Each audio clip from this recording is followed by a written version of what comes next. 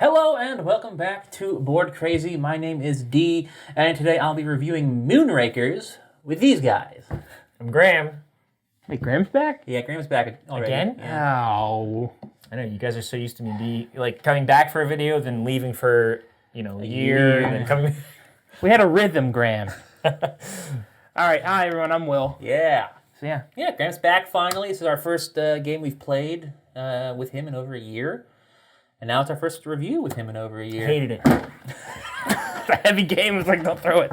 Yeah, so before we get talking and giving our opinions, we're going to run my introduction to the game from our gameplay video, so you get a little understanding of how it works. So here that goes.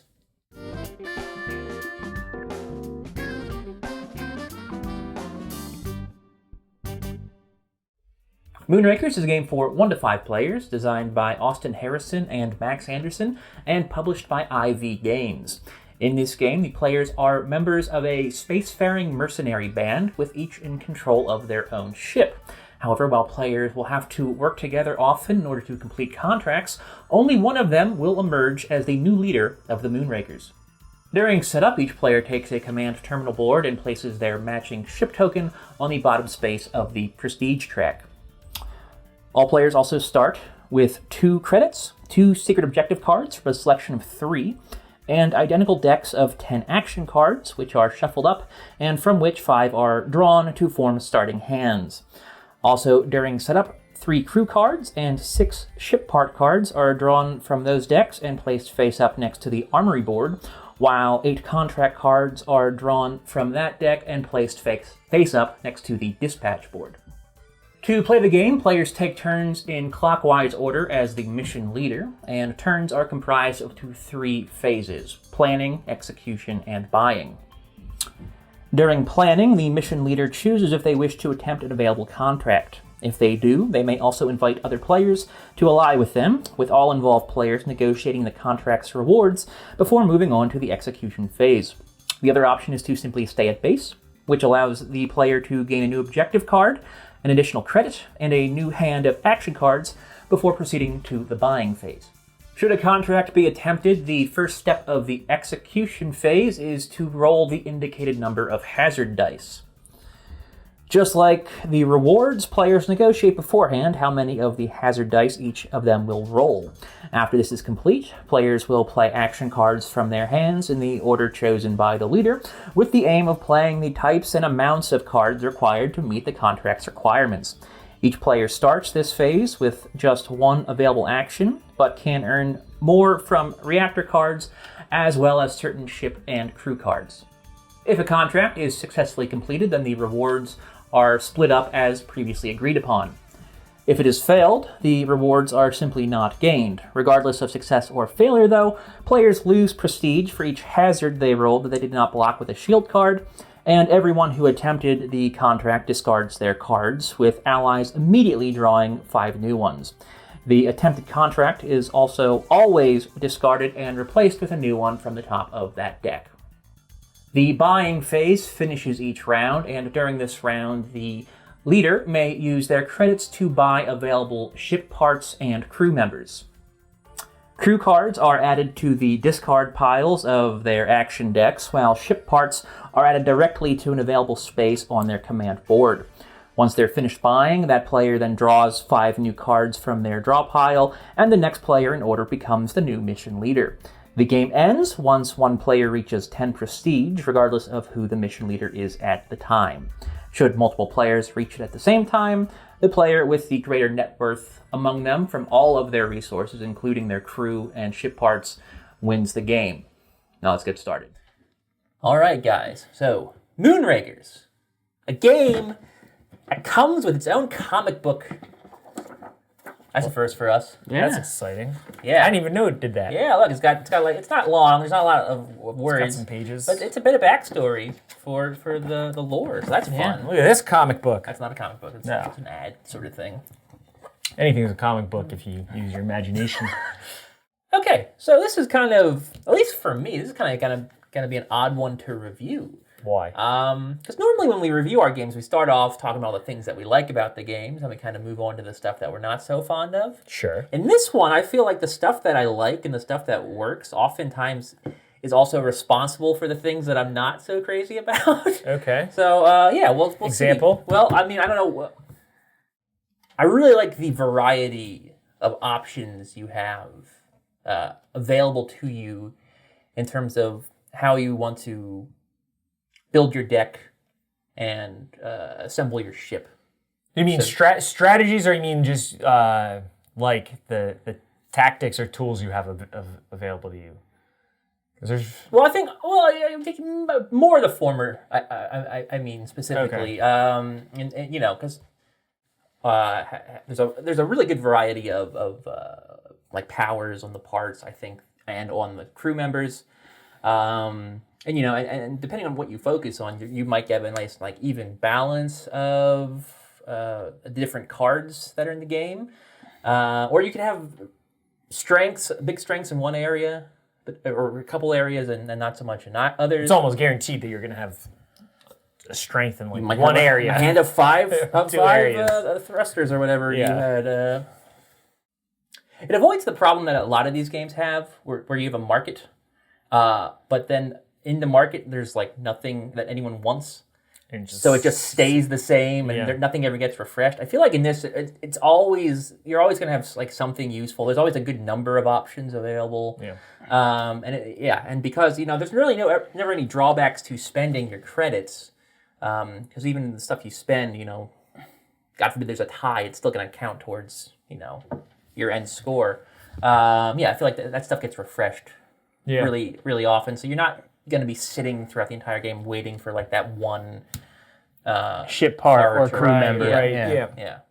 It's one of those games, not that we haven't played games like this before, but it's really easy to adapt your strategy. It's important for you to do it. Adapt your strategy and whatever your plan is quickly. It's like, okay, I'm going to start going after thrusters, and you start getting, you're like, okay, nothing is coming up on like what contracts are coming up that are using thrusters. So I have to. It's very very easy to quickly change and adapt to what is showing up on the board. It doesn't.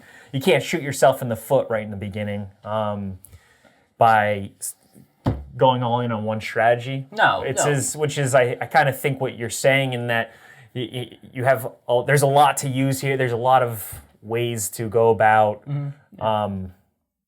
working towards victory, and I think that's probably the game's greatest strength. But I was really impressed that all the crew members, all the ship parts, even a lot of the objectives, they all have some sort of utility. You never get it, and you're like, there were only a handful of times where I got one, and I was like, I don't really need this at all.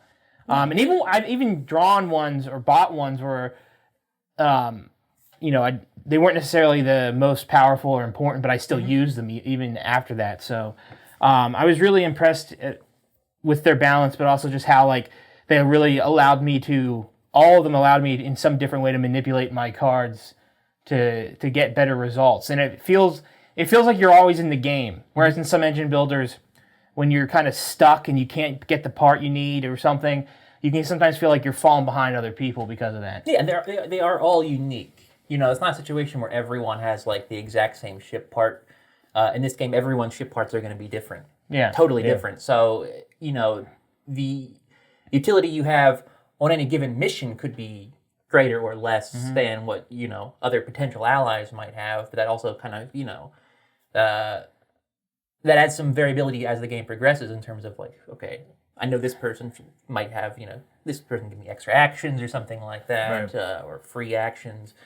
So I want to bring them along for this one because I know it forces it. What it does is it prevents the runaway leader problem, and because you end up with, in a lot of engine builder games, and this obviously has engine building elements to it's more it. A deck builder. It's not. It's not it, but it does have the engine building elements to it. Mm-hmm. But the issue with a lot of engine builders is exactly, you get the runaway leader problem where you have one or two people that get their engine going quickly, and someone's kind of left behind. Is like, all right, I'm probably not going to win this game, and they're stuck playing a 2 or 3 hour game just knowing they're going to lose. While with this one, with Moonrakers, it's not only beneficial, sometimes you need to bring someone else along on contracts, which inevitably is going to help them as well and help them catch up. So it was a great balance of, I think sometimes the term is used, rubber banding, getting people back into the game when they're down. So that's but naturally. So it's not like exactly. It's not like, oh, person in last place, here's benefits to you because you're in last place. It's just it's all it happens organically in the game. It's like Mario Kart. Yeah, it's interesting how a player could be like 5 prestige, which you need 10 of them to win. They could be like 5 behind the next person. Well, that just means that the other players who are far ahead are going to want to bring that person in. Other than the person they're competing against. Yeah. So that creates that organic, comeback for the person in last. So we haven't really said it specifically, but it's kind of the other big part of this game is the blend of competitive and cooperative gameplay, which I think it feels kind of. I'm not gonna say it's unique. I don't know if any board game is truly unique, but it feels a little different from the other stuff we've played. This kind of blend of like the negotiation with deck builder. You don't have to do it, but it's very obvious what the benefits are of negotiating. It's really easy to see, okay, I want to negotiate with someone here. I almost always like when a game gives you the option to negotiate. I just think it's fun. Yeah. I'm usually not so crazy, though, when there are very hard and strict rules about what can and cannot be negotiated. Because I think it's more fun to be kind of like freewheeling with your suggestions, but I think it works here.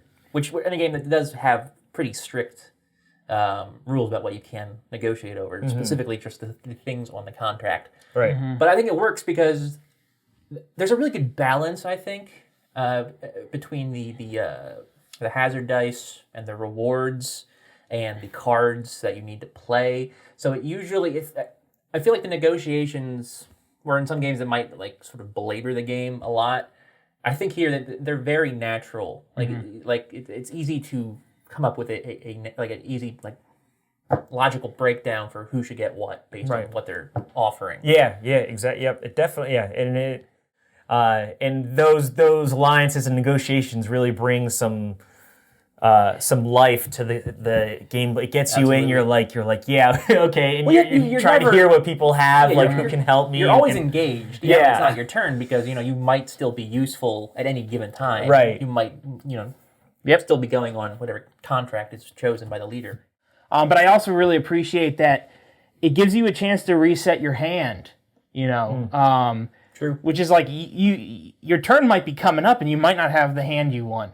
So now it's like I wanna find a way to kind of slide in on this mission here, Right. Yeah. So you're just trying to, and then it leads to those just really fun player interaction moments where you're kind of being a little devious maybe, and maybe gonna lie a little bit about what cards you have in your hand just so that they bring you along on a contract. So I guess to kind of get back to what I said at the beginning, though, as for terms of my drawbacks being tied into the things I like, I think. Well, I enjoy the sort of blend of cooperation and competing, and I do agree that this game does a good job of preventing runaway leaders.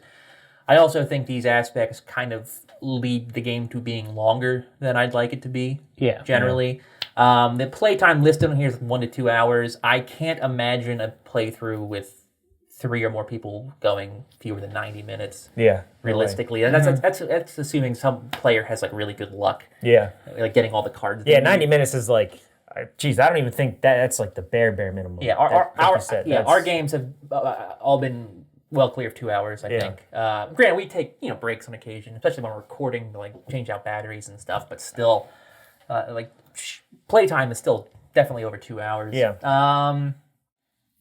To get into a place where you've got a really good, strong deck, and you can theoretically solo more difficult missions without the help of other people, which is generally how you're going to want to win the game. Because people aren't going to want to okay, I'll go along and help you win here. That's just not going to happen. Yeah, exactly. Yeah. So I feel like that process takes maybe a bit longer than I'd like it to. And then the sort of that cooperative thing where there's no runaway leader. The people behind are going to cooperate to make sure the person ahead doesn't win, that also kind of prolongs the game. Right. Because at that point, the person ahead is in trouble. They're not going to be, they're not going to want to work with the others. Right. Because, they're already kind of antagonistic, but also, like, it's also maybe not going to be beneficial because, like, ideally, if you can just do it by yourself, that's how you're going to win anyway. So, you kind of drag a little bit. I felt that even when we were both playtesting, through the playtest and recording, and it felt long. So it's like the way he framed it, it's sort of like a side effect of everything this game does well. Yeah, exactly. And but it is an unfortunate side effect. Yeah. Also, another thing I'm not hugely hot on is the objective cards. I don't know how you guys feel. I know for Will probably agree with this, that they can be kind of forgettable. I don't know why, if you've completed an objective and forgot to... Like, you should just hold on to your contracts that you've done if you're the leader. Uh-huh. And it's like, oh, I did do that kill mission by myself. Like, kill contract by myself. Why can't I collect the victory Especially point if the other 2-3 players at the table are like, oh yeah, I remember you doing that. Go ahead. Yeah, exactly. So the whole rules regarding the objective cards seem a little bit... but funky. They themselves, I don't know, feel kind of forgettable. Just like, you're going to forget they're there a lot of the time. Well, you're supposed to keep them face down. They're kind of like tucked under your board. Yeah, because they're probably, the thinking is if someone looks at them, they know what you're going to go for, and then they could try to mess with but you. They're all worth 1 point. Yeah. Like, regardless of what the text is. Important, though, in this game. Well, yeah, the points are useful, but I feel like if a variety there wouldn't hurt, because I feel like some of them are objectively easier to complete than others. Yeah. They could have done a little bit more with the objective cards. I agree. Yeah. I mean, I like how they supplement the points and give you, especially late in games, it can be that little extra nudge that a person who was out in the lead and has had to wait to try to get those final couple points. It could be a way for them to sort of maybe get that last point, because no one else can take advantage of those objectives. But yeah, I agree with you that they do feel sometimes a little like an afterthought. Okay. In terms of the product, then, it's great. Yeah. So we have the Kickstarter exclusive edition here. Yeah. I don't know exactly how this differs from a standard retail edition. From what I understand, the metal coins are standard. So, like, regardless of which version you get, you will get those. That's cool. I don't know. I assume the comic book and stuff like that are going to be... Goes through the table. Yeah. But, like, all the boards are all great. These feel nice and hefty. When you look at cards after you play the game a number of times and they still look pristine. The cards are great quality. Stock. They shuffle nicely. Yeah, they don't bend. It's really good. Yeah, they do. Let's see. Okay. At least that's one you can shuffle without ruining the... Yeah, exactly. They shuffle real nicely. Yeah. Some cards, you just get them and they're like... They're going to get frayed edges, they bend, but yeah, the coins are always cool. Rulebook's really clear, and I think it looks great. Yeah. Just beyond like the quality, I think it's got a really good sort of uniform aesthetic. Yeah.